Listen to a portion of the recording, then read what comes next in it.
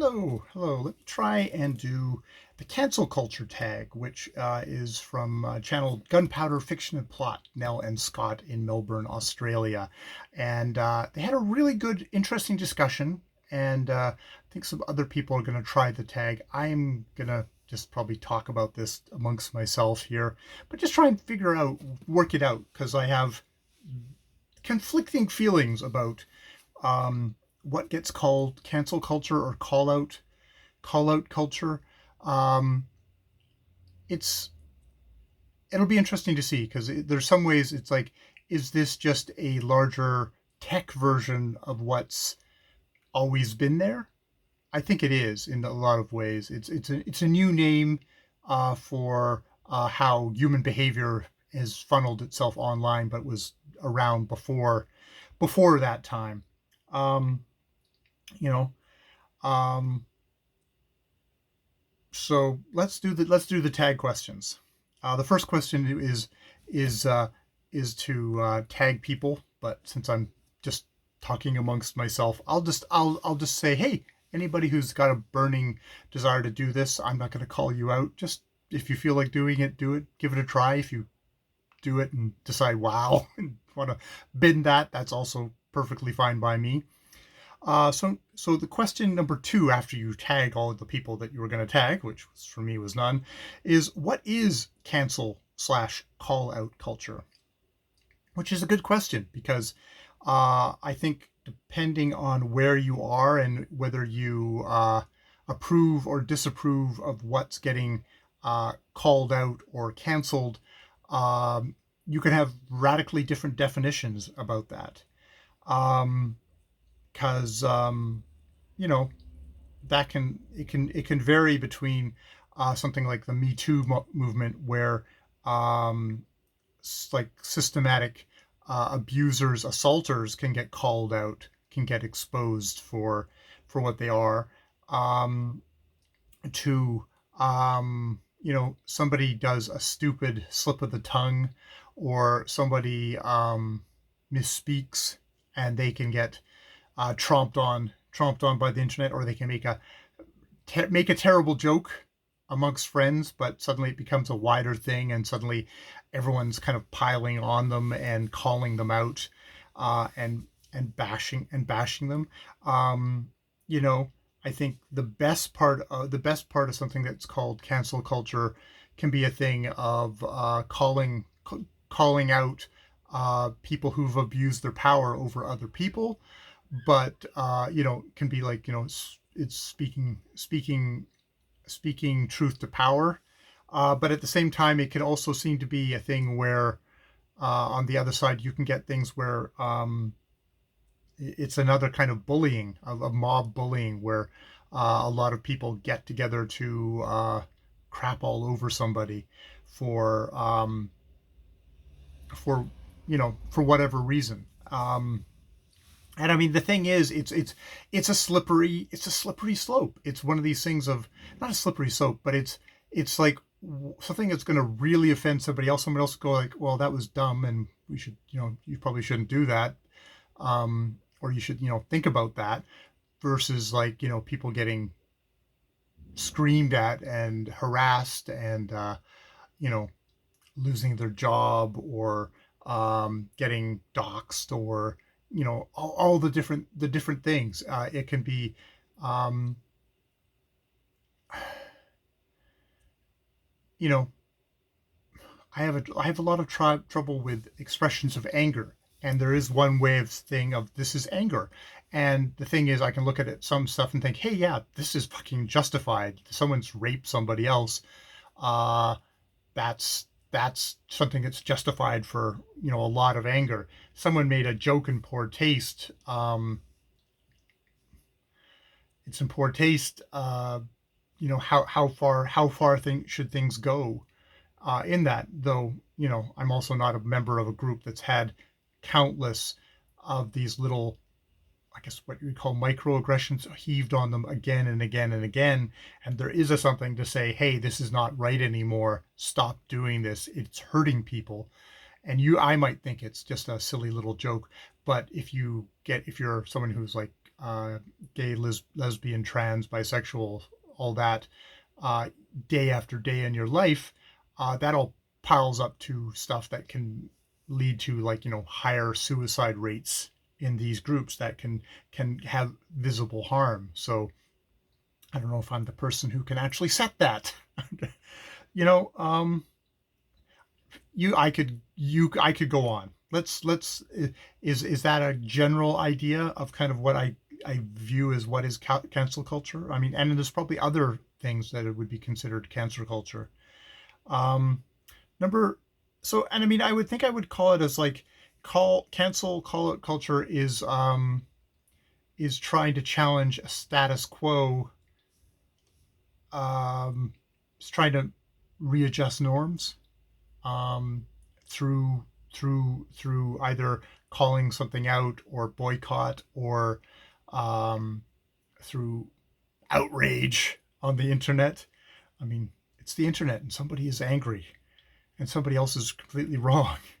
I'm probably the one who's wrong. Um, Number three, is cancel slash call out culture a positive or a negative force in the booktube, bookstagram, bookish community as a whole? Why do you think this? I am not really that. I don't know anything about bookstagram. I don't bookish community as a whole. I probably don't know. I'll just say, booktube. Um, um, I mean, I'm such a narrow part of booktube. Like, I do not have a great wide scope for that. My widest scope for that, I will come up as a personal my personal encounter with cancel call out culture later. Um, I'm gonna say it's a positive thing. Um, at least in the part of the booktube that I'm in, people, I think, can feel comfortable about calling out problematic things about authors. A lot of my authors are dead and are have regressive old attitudes because they're dead and they were living in a different time. And I feel fairly comfortable about talking about those authors and talking about those negative parts, the things that I find problematic in their works, but that doesn't stop me from reading. I think if it was, um, you know, and there's authors. I think probably the author that I that that well, let's say, yeah, I would say it's a positive thing. Number four, from mixing fabrics to involuntary cannibalism, what transgression would you boycott an author over? Um, Probably because we're talking about like living authors. I think for the most part, I would say, ugh. Well, actually, there's like someone like Marion Zimmer Bradley. Um, oh, see, now I would have to get my facts right before I start saying stuff. Authors that I've heard that have, like, engaged in, like, active, like, child abuse and things like that. I probably would have a hard time picking up their books, whether they were actually or living or dead. Um, People who are actively promote using their platform and the money they get from stuff to promote stuff that I thought was persecuting others, would definitely be authors that I would not particularly want to support. Probably thinking of J.K. Rowling. I'm thinking of Orson Scott Card.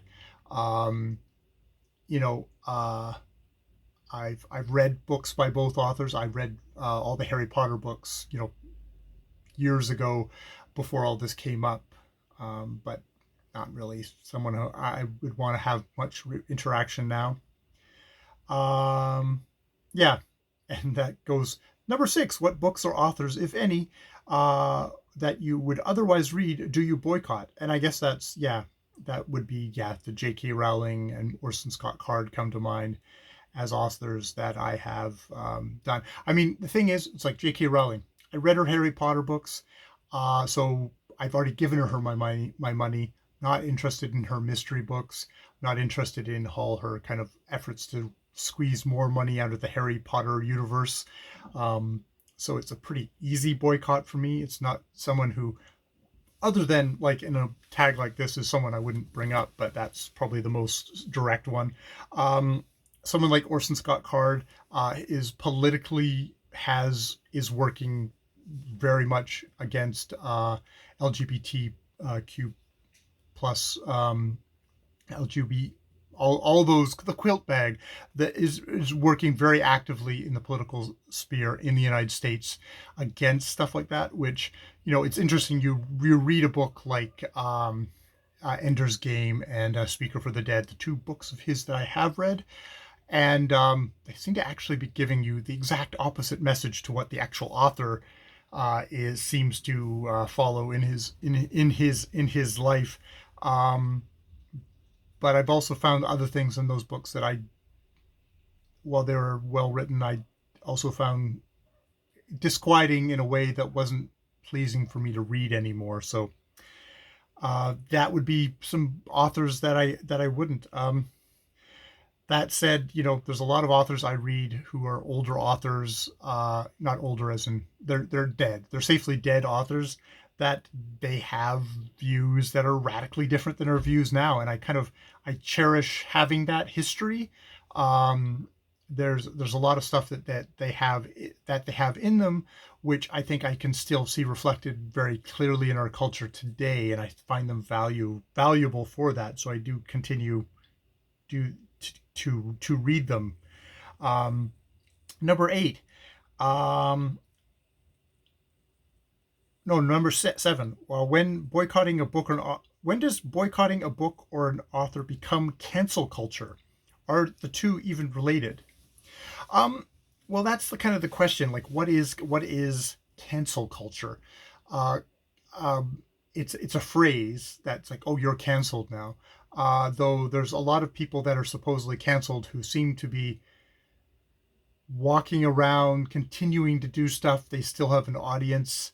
They just have an anti-audience as well that does not like their stuff. So this is where you get into that thing of like, I think the call out culture makes more sense. If you've called them out for something, you aren't gonna be you're not gonna support them by buying their book.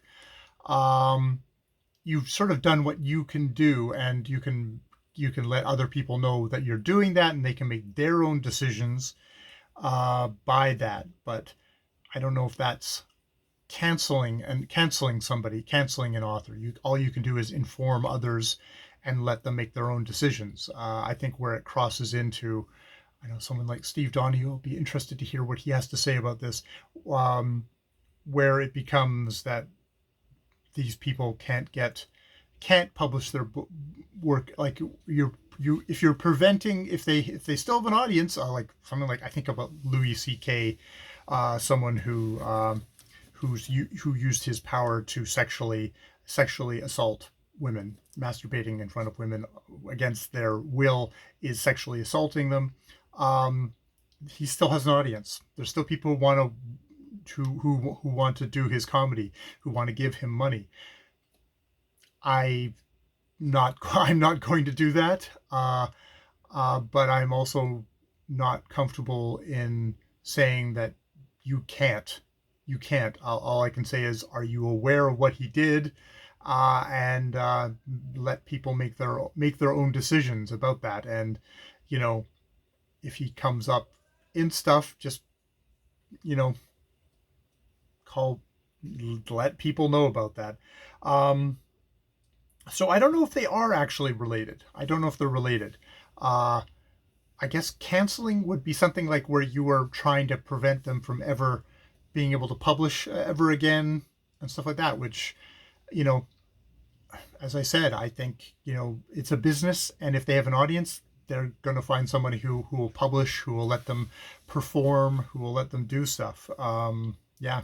And I don't think that's bad. I think, I think it's one of those things of people should be allowed to make their own decisions about stuff. I want, and a part of that is letting people know that, yeah, they're actively hurting people, and you can decide, whether they're doing it like, it's a legal thing, or if it is a thing where, or if it's just a thing, a kind of more moral thing of like, well, yeah, what they're doing, what Orson Scott Card is doing, advocating for anti-gay stuff, isn't technically illegal. That he's exercising his right to work in the political system for his views, and you're uh, able to say, I okay, and I don't want to contribute to his ability to do that because I disagree with him. Number 8. How do you think power, money, size of an audience, influence, etc., etc., affect who is canceling and being canceled? E.g., can a small booktuber cancel a best-selling author? And what about a large booktuber and a tiny author? Well, I mean, I guess there is that thing about the idea, the power relations here. You know, if Oprah came down like a ton of lead bricks on some tiny indie author and said they're terrible and they should be canceled, she's going to wield a lot more power than if people turned around and said, well, Oprah has promoted all these kind of quacks in her career and she should be canceled. It's like, well, that's going to have a totally, if a tiny author said that about Oprah, that's going to have a lot less effect on the behemoth that is Oprah than that. And so, you know, that's the thing. It's like someone like J.K. Rowling, a fairly sizable number of people can all say, I'm not going to read or participate in her stuff anymore, at least sizable in a booktube community. It's not going to have that much effect.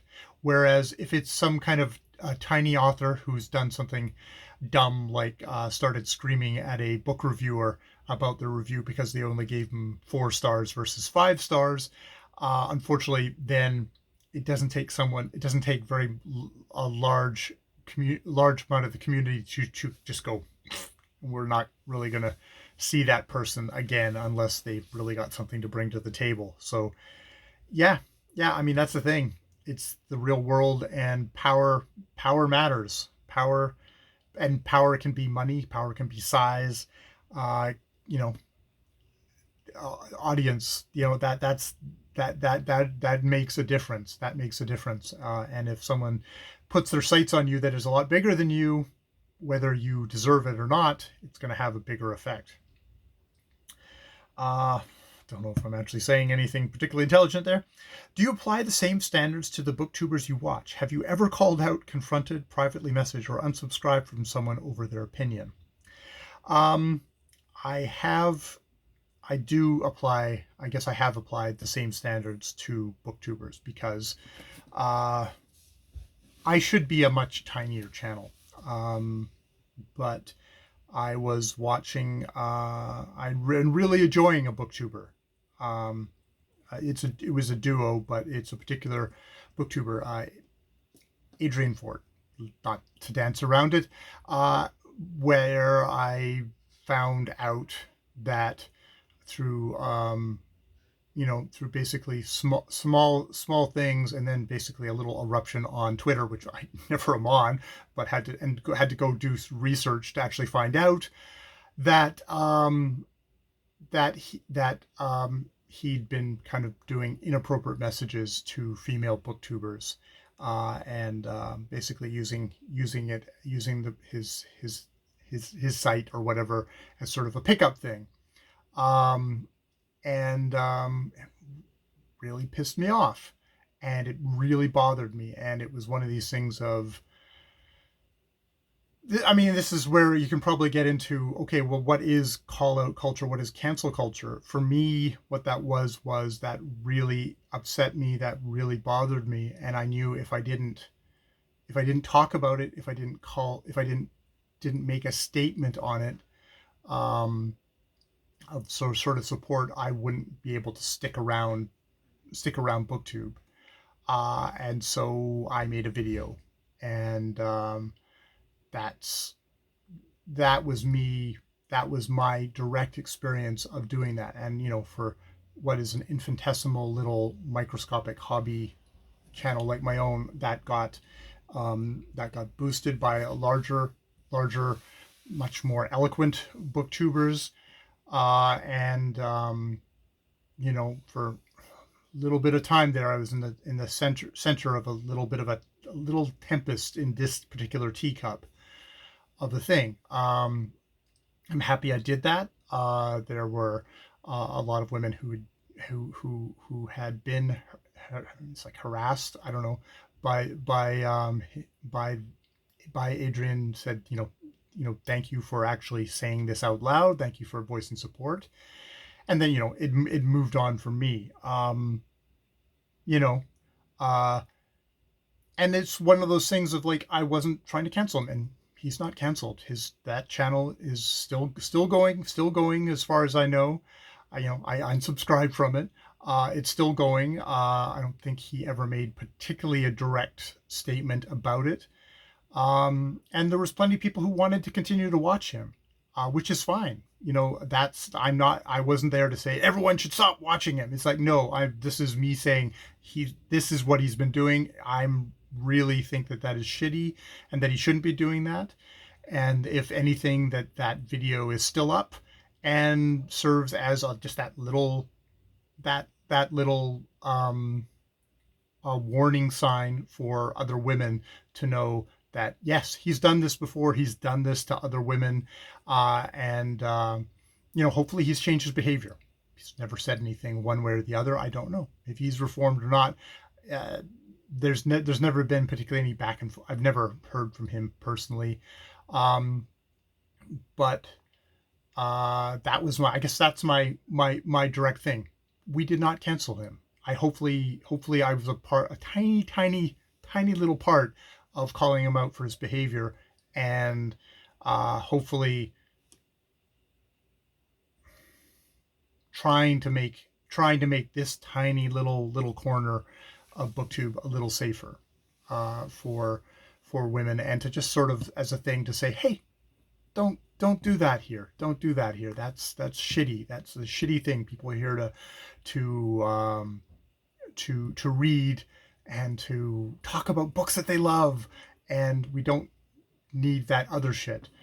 There's plenty of dating sites and dating apps and things like that where, young guys and young women and older guys and older women and whatever mix and match are going to do, but that was unwelcome and unasked for here. So that's maybe why that's my own tiny little experience of that on BookTube, and it was, I'm not really built for it. Which is maybe why I have an ambivalence about cancel culture and call out culture, because I found it very stressful. I found it very taxing to myself. But I also felt like if I was going to stick around, I needed to say something. So I did, and I don't regret that. Yeah. Number 10. If cancel culture is a destructive force, a constructive force might be to highlight talented authors and excellent books from communities victimized by anybody you boycotted. Please highlight some authors and recommend us some books.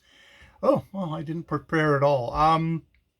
Well, with J.K. Rowling, the book of the moment that everyone has read, which I have read, is Detransition Baby by Tori Peters, which is a great book, and I think a key example how actually letting marginalized groups into a wider culture could hopefully take a lot of the pressure off of other groups within that community, that could really enrich what it means to be a person in this community, and to go, okay, let's relax about this, about Troy Peters being a trans author. It's like, hey, let's explore this. Let's open up more possibilities, not just for trans people. That's the number one. But selfishly, when I read that book, thinking, oh, this kind of opens up more for me as a cis semi-het guy. You know, it's like that is the stuff that's like there. Freshwater by Aweke Ametse. I'm probably butchering the name. I apologize. You know, books like that. I'm woefully unread, so I won't try and dredge up other names. But yeah. Um, you know, letting people in is the way to go. And you know, a part of cancel culture or call out culture is like, hey, stop pushing people out. Let's let people in. Um, you know, there is a thing about the internet is the internet can be quickly become a mob, and you can not realize that you've become a member of the mob until well after the fact. You know, everyone has this urge to little chime in, and that's not necessarily the best part of the culture. It's also, you know, it's like people all want to like, hey, I support this. There's a passion there. There's um, I hope for the most part it's one of these things where you try and assume, at least on the first glance, that everybody is not an asshole, that everyone actually, this is super incredibly naive thing to say on the internet, but just like when someone makes a comment, when someone says something, try and not go from the thing of immediately they're trying to attack me for something that I don't know about, but they're trying to be helpful. They're trying in their own ways to make a connection, you know, and try and make connect. Why I read is to try and make a connection with that author. That author is writing to try and make a connection with the other people in the world, to communicate with each other. So, you know, past call out culture, past cancel culture is hopefully is that urge to communicate, to connect, only connect. Yeah, that's about all I have to say, which is far too much. So I'll leave it there. More videos later.